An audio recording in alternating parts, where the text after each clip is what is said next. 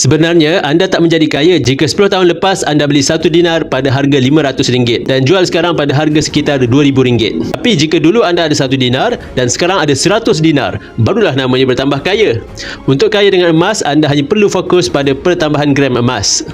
Bukannya tunggu pada kenaikan harga emas sahaja. Dan emas-emas yang anda miliki sebaliknya jangan dijual kecuali untuk pelaburan yang lebih baik seperti menambah pemilikan hartanah untuk disewakan, beli tanah yang mendatangkan hasil, jadikan modal rolling business dan sebagainya.